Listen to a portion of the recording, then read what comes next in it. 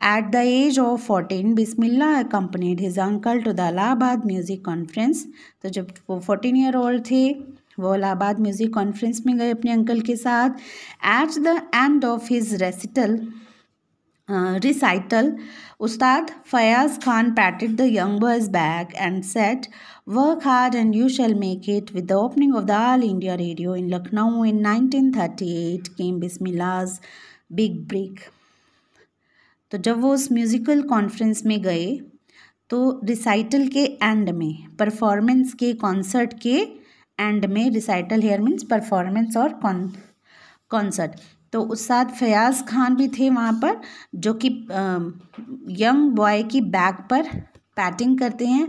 Patting means थपथपी देना. Yes. और कहते हैं, क्या कहा था उन्होंने कि हार्ड वर्क करो और एक दिन तुम ज़रूर सक्सेसफुल होगे. और जब ऑल इंडिया रेडियो लखनऊ में 1938 में शुरू हुआ तो बिस्मिल्लाह खान को एक बड़ा ब्रेक मिला वहाँ पर. he got a big opportunity to work there. He soon became an often heard shehnai player on radio. और वो अक्सर जिसको लोग सुनना पसंद करते थे ऐसे शहनाई प्लेयर बन गए जो कि ऑल इंडिया रेडियो पर शहनाई प्ले करते थे. When in 1938, when India gained independence on 15 August 1947, और जब इंडिया इंडिपेंडेंट हुआ, Bismillah Khan became the first Indian to greet the nation with his शहनाई. तो पहले इंडियन बने जिन्होंने अपनी शहनाई को बजाकर पूरे नेशन को ग्रीट किया, वेलकम किया, बधाई दी. He poured his heart out into Rag Kafi from the Red Fort to an audience which included Mahatma Gandhi and Pandit Jawaharlal Nehru, who later gave his famous Tryst with Destiny speech. तो उन्होंने poured his heart out here means he expressed his innermost thoughts or feelings through राग काफ़ी. ये music का राग होते हैं, music में जैसे अलग अलग राग होते हैं तो एक राग काफ़ी भी है. तो उस्ताद बिस्मिल्लाह खान ने शहनाई पर अपनी सारी जितनी भी इनर मोस्ट फीलिंग्स थी वो सारी राग काफ़ी में डाल दी रेड फोर्ट पर. और वहाँ पर जो ऑडियंस थी उसमें महात्मा गांधी भी थे और पंडित जवाहरलाल नेहरू भी थे. और शहनाई बजाने के बाद जो है पंडित नेहरू ने अपनी स्पीच दी थी जो कि फेमस है उनकी स्पीच, जिसको ट्राइस्ट विद डेस्टिनी नेम दिया गया था. That means a secret deal to get freedom. Bismillah Khan has given many memorable performances both in India and abroad. बहुत सारी उनकी अनमैचेबल परफॉर्मेंसेस उन्होंने दी हैं इंडिया में भी और फॉरेन कंट्रीज़ में भी. His first trip abroad was to Afghanistan. पहला ट्रिप उनका फॉरेन कंट्री में था. कौन सी कंट्री में? अफ़गानिस्तान में. Where king Zahir Shah was so taken in by the maestro that he gifted him priceless Persian carpets and other souvenir. तो जो अफ़गानिस्तान के किंग थे ज़ाहिर शाह, वो इतने अट्रैक्ट हुए थे, he was so charmed by the master उस्ताद बिस्मिल्लाह खान कि उनको गिफ्ट दिया उन्होंने. पर्शियन कारपेट्स दी थी गिफ्ट में विच आर वेरी वैल्यूएबल, और एज सीवेनियर उनको दूसरी चीज़ें भी दी थी. The king of Afghanistan was not the only one to be fascinated with Bismillah Khan. तो वो अकेले नहीं थे जो अट्रैक्ट हुए थे उनके म्यूज़िक की तरफ. Film director Vijay Bhatt was so impressed after hearing Bismillah play at a festival that he named a film after the instrument called गूंज उठी शहनाई. तो king of Afghanistan he attracted नहीं थे उनके म्यूज़िक की तरफ. जो फिल्म डायरेक्टर विजय भट्ट हैं वो इतने इम्प्रेस थे कि उन्होंने बिस्मिल्लाह खान को एक फेस्टिवल में शहनाई बजाते हुए सुना था, और इतने इम्प्रेस हुए वो कि उन्होंने अपनी एक फ़िल्म का नाम ही गूंज उठी शहनाई रख दिया. The film was a hit. बहुत बड़ी ब्लॉकबस्टर हुई film. And one of Bismillah Khan's composition दिल का खिलौना है टूट गया turned out to be a nationwide chart buster. और उस फिल्म में एक कंपोजिशन थी बिस्मिल्लाह खान की जिसमें वो शहनाई बजा रहे हैं and the words of the song are like दिल का खिलौना. Lyrics of the song दिल का खिलौना है टूट गया. ये जो था वो पूरे कंट्री में चार्ट बस्टर परफॉर्मेंस हुई थी, माना गया. ये चार्ट बस्टर सॉन्ग माना गया, यानी कि रिकॉर्ड ब्रेकर ये सॉन्ग जो था वो साबित हुआ. Despite this huge success in the celluloid world. तो despite means without taking any notice. इतनी बड़ी सक्सेस पाने के बाद भी इस सेलुलॉइड वर्ल्ड में Bismillah Khan's ventures in film music were limited to 2, कि जो उनके प्रोजेक्ट थे फिल्म में म्यूज़िक देने के वो सिर्फ 2 पिक्चर्स तक ही लिमिटाइज उन्होंने कर दिए थे. विजय भट्ट्स गूंज उठी शहनाई एंड विक्रम श्रीनिवास कन्नड़ा वेंचर सनधी अपन्ना. तो एक उन्होंने विजय भट्ट की गूंज उठी शहनाई में म्यूज़िक दिया और दूसरा विक्रम श्रीनिवास जो कि कन्नड़ा प्रोजेक्ट था, कन्नड़ा फिल्म थी सनधी अपन्ना, उसमें उन्होंने म्यूज़िक दिया था. बस 2 पिक्चर्स में ही म्यूज़िक दिया उन्होंने, बाकियों में क्यों नहीं दिया? क्यों वो आगे और फिल्म्स में म्यूज़िक नहीं देना चाहते थे? वो कहते हैं I just can't come to terms with the artificiality and the glamour of the film world, he says with emphasis. तो वो जोर देकर कहते हैं कि वो जो ये आर्टिफिशियलिटी है कि जहाँ पर कुछ भी नेचुरल नहीं है, आपके इमोशन नेचुरल नहीं है. आप फिल्म में क्या करते हो? इमिटेट करते हो. जो हमारे रियल लाइफ में होता है उसको हम इमिटेट करते हैं स्क्रीन के ऊपर. है तो वो आर्टिफिशियल ना, रियलिटी में थोड़ी हो रहा है. तो वो कहते हैं कि जो टर्म्स हैं इस आर्टिफिशियलिटी के और जो फिल्म वर्ल्ड का जो ग्लैमर है, फैसिनेशन है, वो उनके लिए नहीं है. He can't come to terms, वो उनके साथ नहीं चल सकते. Awards and recognition came thick and fast. Bismillah Khan became the first Indian to be invited to perform at the prestigious Lincoln Center Hall in the United States of America.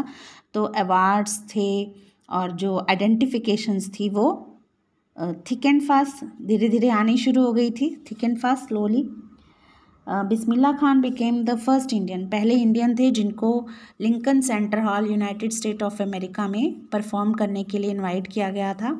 He also took part in the world exposition in Montreal, in the Cannes Art Festival and in the Oscar Trade Fair. तो different foreign countries के different events थे जिनमें उन्होंने participate किया. So well known did he become internationally that an auditorium in Tehran was named after him. तो इतने famous हो गए थे वो इंटरनेशनल लेवल पर कि तेहरान में एक म्यूज़ियम है, ऑडिटोरियम है उनके नाम पर. ताहर मौसीकी उस्ताद बिस्मिल्लाह खान, उनके नाम पर इसको नाम दिया गया है. National awards like the Padma Shri, Padma Bhushan, Padma Vibhushan were conferred on him. Ustad Bismillah Khan was presented civilian awards like Padma Shri, Padma Bhushan, Padma Vibhushan and later Bharat Ratna. In 2001, Ustad Bismillah Khan was awarded India's highest civilian award, Bharat Ratna, with the coveted award resting on his chest and his eyes glinting with rare happiness. He said, "All I would like to say is teach your children music. This is Hindustan's richest tradition. Even the West is now coming to learn our music." तो coveted here means much desired, कि जो award था जिसका कि सबको wait थी कि भाई उनको मिलेगा, वो उनकी चेस्ट के ऊपर था रखा हुआ उन्होंने. और जो आईज़ थी वो शाइन कर रही थी, इमोशंस शाइन कर रहे थे और हैप्पीनेस थी उनकी आईज़ में. और वो क्या कहते हैं कि मैं तो इतना ही कहना चाहता हूँ कि अपने बच्चों को म्यूज़िक सिखाओ. और हिंदुस्तान का रिच ट्रेडिशन है म्यूज़िक, और वेस्ट जो है, वेस्टर्न कंट्रीज जो हैं, फॉरेन कंट्रीज़ जो हैं, वो भी वहाँ के लोग भी सीखने के लिए म्यूज़िक आ रहे हैं. In spite of having traveled all over the world, Khan Sahab, as he is fondly called, is exceedingly fond of Banaras and Dumrao, and they remain for him the most wonderful towns of the world. तो चाहे वो सारे world में travel कर लिए थे, लेकिन खान साहब खान साहब उनको प्यार से नाम दिया गया था, खान साहब कह के उनको बुलाया जाता था, is exceedingly fond of Banaras. Exceedingly मतलब एक्सट्रीमली, कि बहुत ज़्यादा वो बनारस को, डुमरांव को पसंद करते थे। And they remain for him the most wonderful towns of the world. चाहे वो पूरे वर्ल्ड में घूम लिए थे, लेकिन बनारस और डुमरांव जो थे वो वर्ल्ड के सबसे वंडरफुल टाउन्स थे उनके लिए। A student of his once wanted him to had a shehnai school in the USA. तो एक बार उनके जो स्टूडेंट थे वो चाहते थे कि भाई यूएसए में एक शहनाई स्कूल खोला जाए, जिसके हेड वो उनको बनाना चाहते थे। And the student promised to recreate the atmosphere of Banaras by replicating the temples there। तो स्टूडेंट ने प्रॉमिस किया कि वो जैसा बनारस में एटमॉस्फेयर है वैसा ही वो वहाँ रेप्लिकेट करेंगे, टेम्पल्स को रेप्लिकेट कर देंगे, रिप्रोड्यूस कर देंगे वहाँ पर। यहाँ जैसे बनारस में टेम्पल होते हैं वहाँ पर भी वैसे ही बना देंगे। But Khan sahab asked him if he would be able to transport river Ganga as well. तो खान साहब देखो उसको क्या कह रहे हैं, क्या रिवर गंगा को भी ट्रांसपोर्ट कर देगा। Later he is remember to have said that is why whenever I am in a foreign country I keep yearning. तो इसीलिए बाद में उनको याद किया जाता है कि कभी उन्होंने कहा था कि इसीलिए जब वो फॉरेन कंट्री में होते हैं तो वो यर्निंग मीन्स लॉन्गिंग, उनको ग्रेट डिज़ायर होती है जाने की, कहाँ पर, to see Hindustan.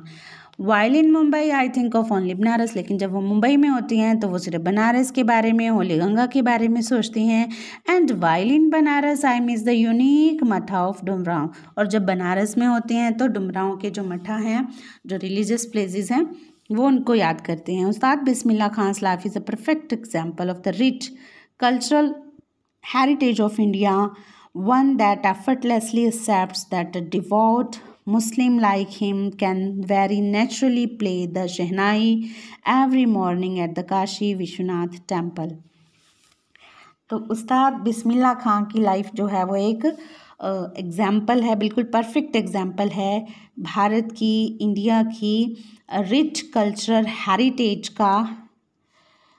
One that effortlessly accepts, और कोई भी बिना सोचे ये एक्सेप्ट कर सकता है कि एक devout means devoted pious Muslim जो अपने रिलीजन में पूरा विश्वास रखता है, ऐसा Muslim can very naturally play the shehnai, कि वो हर सुबह नेचुरल तरीके से काशी विश्वनाथ टेम्पल में इतने इजीली कंफर्टेबली शहनाई भी बजा सकता है।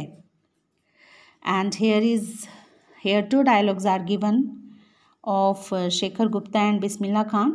So once Shekhar Gupta asked, when partition happened, didn't you and your family think of moving to Pakistan? तो बिस्मिल्लाह खान से बात कर रहे थे शेखर गुप्ता। तो शेखर गुप्ता उनसे पूछ लेते हैं कि जब पार्टीशन हुआ, भारत और पाकिस्तान अलग अलग हुए इंडिपेंडेंस के बाद, तो क्या उनकी फैमिली का, उनका मन नहीं किया पाकिस्तान जाने का? तो बिस्मिल्लाह खान इस पर क्या आंसर करते हैं, God forbid. Forbid means prohibit, कि भगवान माफ़ करें, मी लीव बनारस, कि मैं बनारस छोड़ दूँ, नेवर, कभी नहीं। I went to Pakistan once, एक बार मैं पाकिस्तान गया था। I cross the border just to say I have been to Pakistan, कि मैंने बॉर्डर क्रॉस किए सिर्फ ये कहने के लिए कि हाँ मैं पाकिस्तान जा चुका हूँ। I was there for about an hour, 1 घंटे तक वो वहाँ रहे। I said namaskar to the Pakistanis and salaam walekum to the Indians. और मैं जो है वहाँ पाकिस्तान गए तो उन्होंने अपने इंडियन होने का एग्जाम्पल सेट किया, उन्होंने पाकिस्तानीज़ को हिंदी में एड्रेस किया। And while he is in India, तब वहाँ पर उनको वो सलाम वालेकुम कहते हैं। I had a good laugh, और वो हंसने लगते हैं। And this is published in readers digest in the month of October in year 2005. So that is the chapter.